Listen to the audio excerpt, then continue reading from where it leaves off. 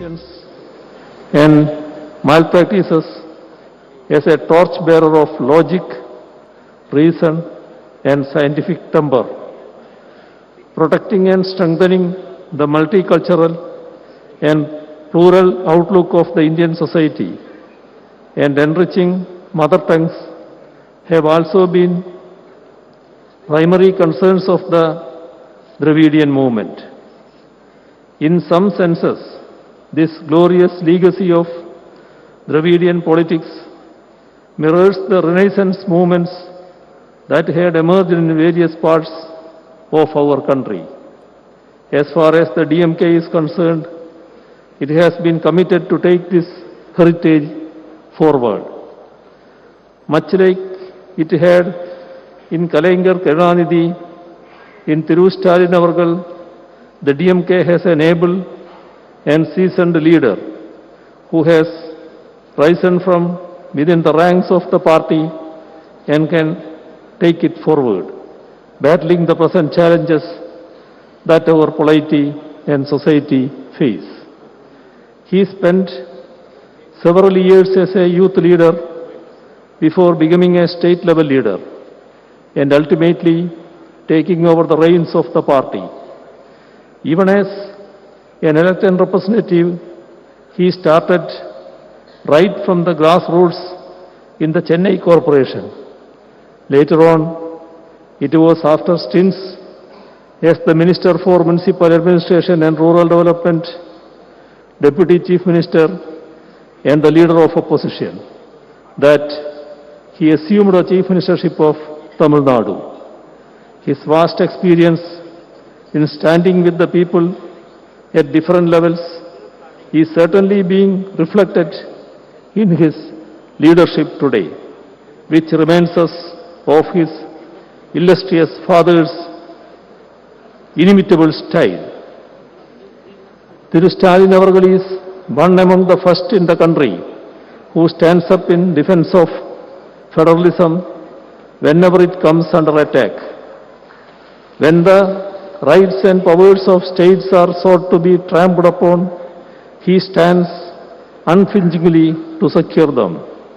When India's different cultures, languages, and faiths are belittled and sidelined, he is unequivocal in championing them. Such is his deep sense of commitment to our pluralism, federalism, secularism, and constitution. We are in times when we should stand united for them and in defense of our democracy. Only then can we ensure that the communal and authoritarian powers that hold sway in our country today give way to the progressive, secular, and democratic powers that ought to hold sway if India is to remain free and fair for all its citizens. I am sure that he will continue to fight for the same in the times to come too. Both Stalin Avargal and I had been imprisoned under draconian laws and tortured during the emergency.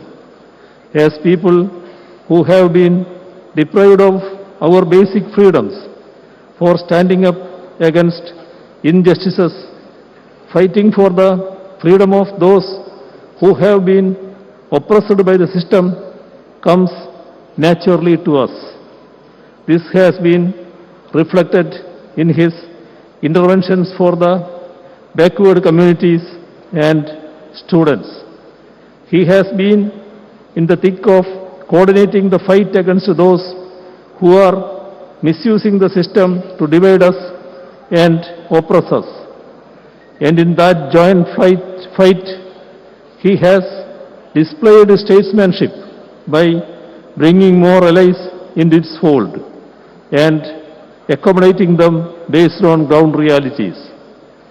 In the first part of Stalin Avargal's autobiography, Ungalil Oruvan, that is being released today.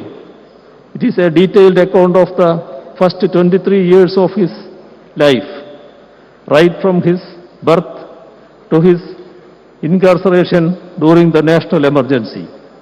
The household he was born and brought up in, his schooling and college days, his interactions with Periyar and Anna, his early political activism as a student, his initial stints with theatre and cinema, his use of theatre forms of political campaigns, the formation of the DMK's youth wing, his local level work for the DMK, and his election to local level leadership of the party, and his wedding have been detailed over 27 chapters.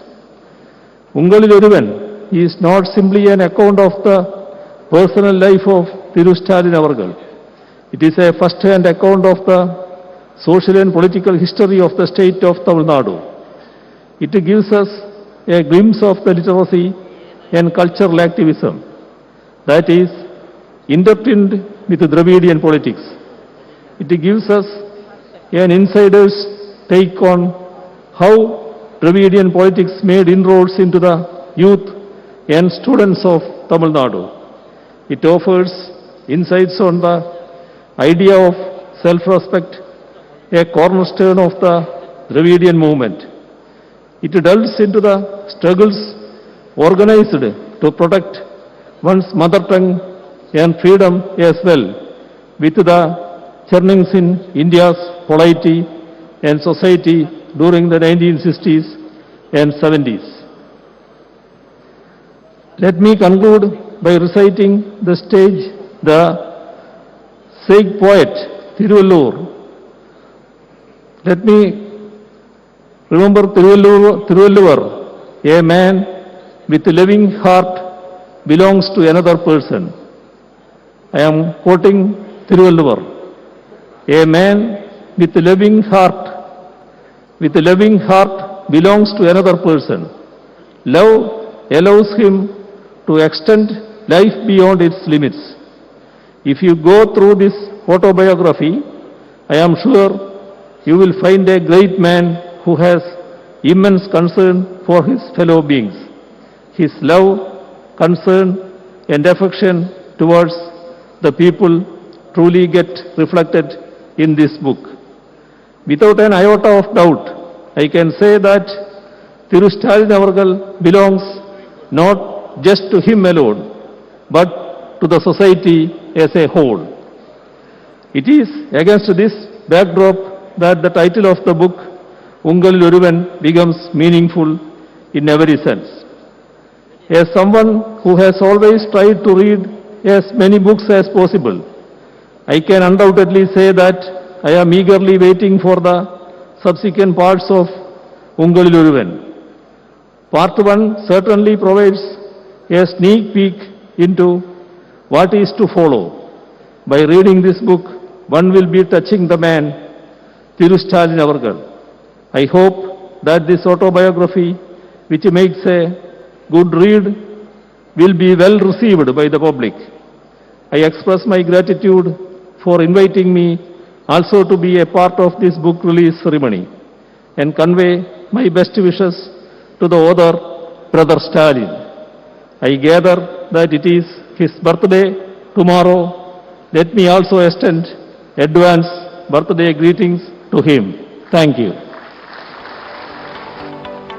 தங்கள் வாழ்த்துரைக்கு மிக்க நன்றி ஐயா. மாணவ பருவ